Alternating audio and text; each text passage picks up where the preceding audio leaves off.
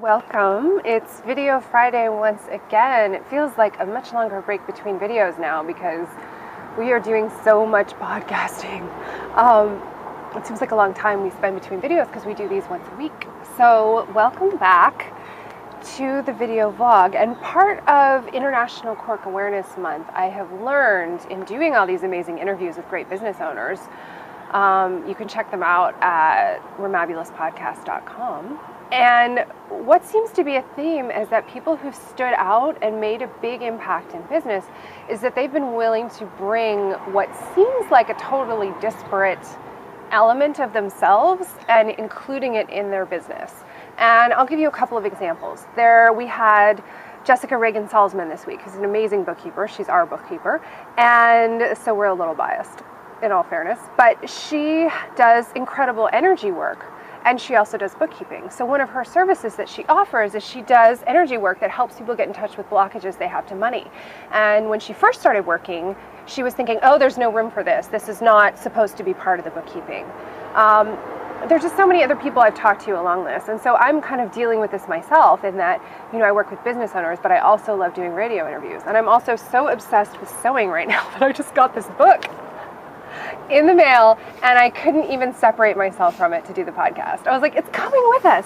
And, who knows? I haven't figured this out. It's relatively new. What does sewing have to do with business? I think we're going to find out. But, as a concept, you can look at it and say, okay, I love it. And it's me who's doing the business. So there's that connection. But beyond that, you do have to figure out a pattern.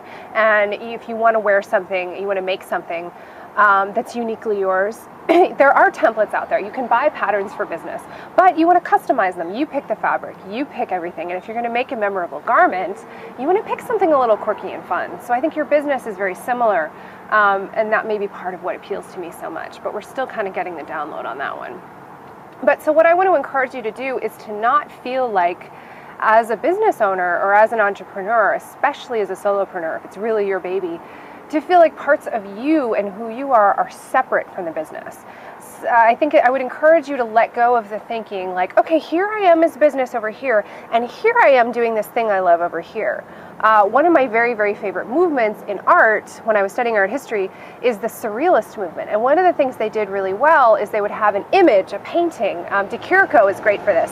If you look at De Chirico, it's D-E space C-H-I-R-I De Chirico, and you can just look it up on Google Images. But he'll have a painting that's kind of a courtyard with a shadow coming down, and there'll be this weird Greek statue in the corner, and he'll name it something like Persistence of Memory. Now, what does this specific painting have to do with memory? Who knows? But when you put things together that don't naturally go together, there's a new energy that comes up, and it creates a new meaning, and you start to say, wow, I could see where that's nostalgic, that image, or it does make me think of it. And Greece is something that, is a cultural memory. It's where a lot of our concepts like democracy started. So if you do let these things come together, there's more energy that comes out of them than if you just feel like you have to toe the line and do it the same way. And, Jessica Reagan Salzman could have said, oh, I'm a bookkeeper, I'm just going to talk about that, and I'm not going to let this other stuff come in. But when she did, she started seeing amazing results for her clients. So I encourage you to take that risk. Look at what you're doing with your spare time, like we've talked about before, and see how they could maybe come together. And that's what I challenge you to do this week. So viva the cork behind the work. We hope you're still enjoying Cork Awareness Month.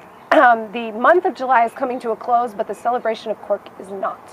So we will keep going, and have a remabulous day.